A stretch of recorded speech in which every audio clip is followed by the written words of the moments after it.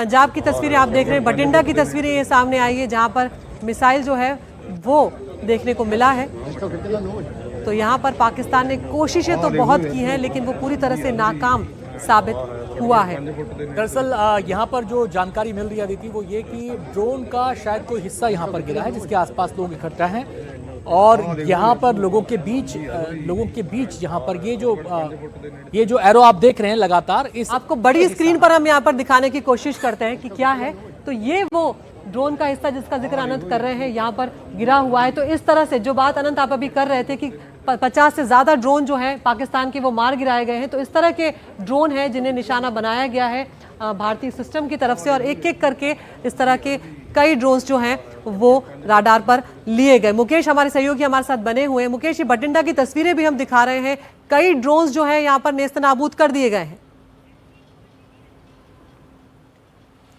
बिल्कुल बिल्कुल, पंजाब में कई जगहों पर पाकिस्तान ने ड्रोन और मिसाइल से अटैक किया था। न सिर्फ पंजाब बल्कि गुजरात बॉर्डर पर, राजस्थान बॉर्डर पर और एलओसी जहां पर मैं हूं, यहां पर रात में कई जगहों पर अटैक किया ड्रोन और मिसाइल के जरिए किया गया था जिसको एयर डिफेंस सिस्टम से ये सभी हमले जो है वो नाकाम कर दिए गए हैं। अभी जो है बठिंडा में जो ड्रोन मिला है ये भी पाकिस्तान की ओर से भेजा गया था जिसको एयर डिफेंस सिस्टम से नाकाम कर दिया गया है। न सिर्फ ड्रोन बल्कि कई जगहों पर मिसाइल से हमले किए गए और ये सारी जो मिसाइल्स हैं उनको भी नाकाम कर दिया गया। ये भी जानकारी मिली है कि जो पठानकोट का एयरबेस है वहाँ पर भी मिसाइल से और ड्रोन से हमला करने की कोशिश की गई थी, लेकिन उस हमले को नाकाम किया गया है।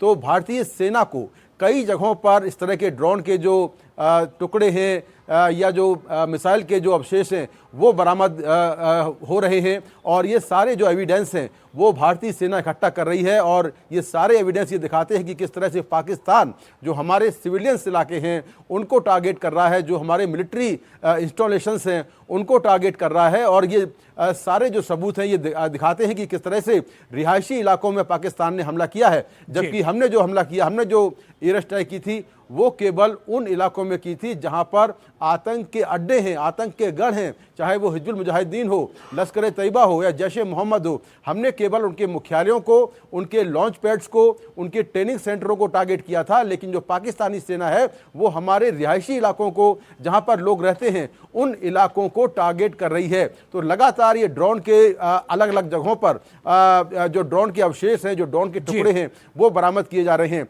सेना के सूत्रों के मुताबिक अब तक 50 ड्रोन से पाकिस्तान ने हमला किया। ऐसी जानकारी मिली कि पाकिस्तान ने बीती रात करीब 50 ड्रोन से हमला किया है और 50 के 50 ड्रोन भारतीय सेना ने नष्ट कर दिए हैं। ये बड़ी जानकारी निकलकर सामने आ रही है। इसके साथ ही जम्मू में करीब 8 मिसाइल से अटैक किया गया था। आठों मिसाइल को सेना ने जो है एयर डिफेंस सिस्टम से नाकाम कर दिया है। तो पाकिस्तान ने बहुत कोशिश की रात में भारत को नुकसान पहुंचाने की, लेकिन एक भी जगह पर वो सफल नहीं हो पाया और सारे जो हमले हैं वो नाकाम कर दिए गए। जी आते हैं मुकेश आपके पास। तो ये तस्वीरें हम दिखा रहे हैं पंजाब की तस्वीरें जहां पर ड्रोन का एक हिस्सा पड़ा मिला है, लोग उसके आसपास थे और ये बताता है कि किस तरीके से ड्रोन के इस अटैक को भारत ने नाकाम कर दिया। और जैसा हम आपको लगातार बता रहे हैं कि उत्तर से पश्चिम तक जो पूरा सीमावर्ती इलाका है पाकिस्तान ने वहां अपनी नापाक हरकत को अंजाम दिया। कोशिश की कि भारत को वो टारगेट कर सके, लेकिन इसकी कोशिश पूरी तरह नाकाम हो गई। एक बार फिर से हम आपको दिखाना चाहेंगे, ये जो एरो आप घूमता हुआ देख रहे हैं ना, ये जो चारों तरफ एरो घूम रहा है, वहां पर जो एक काली सी चीज आप देख रहे हैं ये दरअसल उस ड्रोन का हिस्सा है जो पाकिस्तान ने दागा था भारत को निशाना बनाने के लिए, लेकिन इसको इंटरसेप्ट कर लिया गया, इसको वहीं पर निस्तनाबूद कर दिया गया। सीधे हम रुक करना चाहेंगे, हमारे साथ राजीव सर लगातार बने हुए हैं, उनसे मेरा सवाल सर यहाँ पर यह है कि ये जो ड्रोन खत्म किए गए, इंटरसेप्ट किए गए, मिसाइल्स को खत्म किया गया, इंटरसेप्ट किया गया, ये कितना बड़ा कुठाराघात है पाकिस्तान के मनोबल पर, उनके वेपनरी सिस्टम पर, उनकी जो तैयारी है उस पर? जैसे कि पहले भी एक सवाल आया था और मेरे को पैनलिस्ट ने जवाब दिया था कि एक नेशन की जो बैटल एंड्योरेंस होती है वो फाइनेंशियल कंडीशन, आदमी के मोराल और इक्विपमेंट पे डिपेंड करती है। तो आपको फाइनेंशियल कंडीशन तो पाकिस्तान को मालूम ही है और उनका इक्विपमेंट भी हमसे इंफीरियर है। और आप देख रहे हैं 48 आवर्स में ही उनका कितना इक्विपमेंट बर्बाद हो चुका है। और पहले भी जैसे बताया गया है कि इनको काफी इन्होंने आर्टिलरी एमुनिशन यूक्रेन वॉर में डाइवर्ट कर दिया गया। जी तो मैं ये बताना चाहता हूं कि बैटल इंड्योरेंस जो है पाकिस्तान की बहुत ज्यादा नहीं है, 4-5 दिन 7 दिन, जबकि इंडिया बहुत इकोनॉमिकली स्ट्रांग है, हमारी बैटल इंड्योरेंस बहुत ज्यादा है, हमारा मोराल बहुत ऊंचा है। पाकिस्तानी एक डिवाइडेड लॉट है। दूसरा, इनका इक्विपमेंट भी जैसे आप देख रहे हैं, ये इक्विपमेंट भी आप जैसे मिसाइल वगैरह कह रहे हैं, रडार सिस्टम ये 24/7 चलने पड़ते हैं। इक्विपमेंट उनके पास इतना ज्यादा नहीं है, हमारे पास बैकअप इक्विपमेंट भी है।